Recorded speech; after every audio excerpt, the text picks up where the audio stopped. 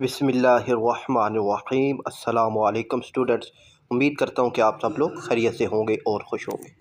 तो मैंने आज आपको बायोलॉजी क्लास 9th का जो पेपर पैटर्न है वो आपसे शेयर करना है, और पेपर में क्या क्या चीज़ अहम है तो मैंने आपको बतानी है।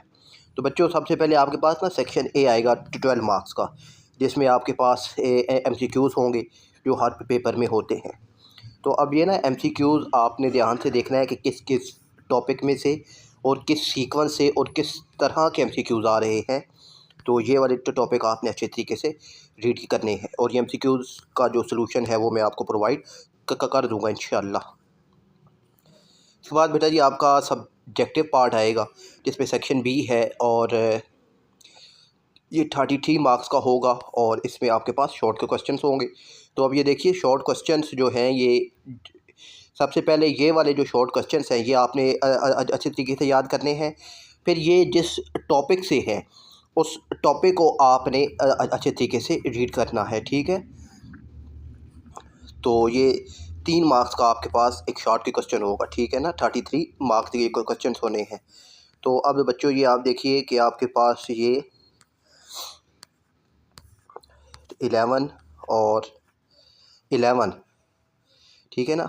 तो एक 3 मार्क्स का है, तो 11 2 टाइम कितना हो गया 22। तो 22 शॉर्ट क्वेश्चंस हैं, तो इसका मतलब है 22 टॉपिक्स हैं आपके पास। तो ये 22 टॉपिक्स आपने बहुत अच्छे तरीके से करने हैं।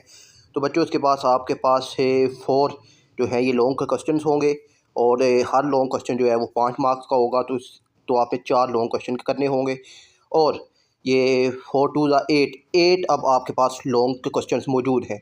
तो ये 8 जिस चैप्टर में से हैं तो वो चैप्टर को आपने अच्छे तरीके से रीड करना है, तो आपके इंशाल्लाह जो लॉन्ग है वो भी कंप्लीट हो जाएंगे।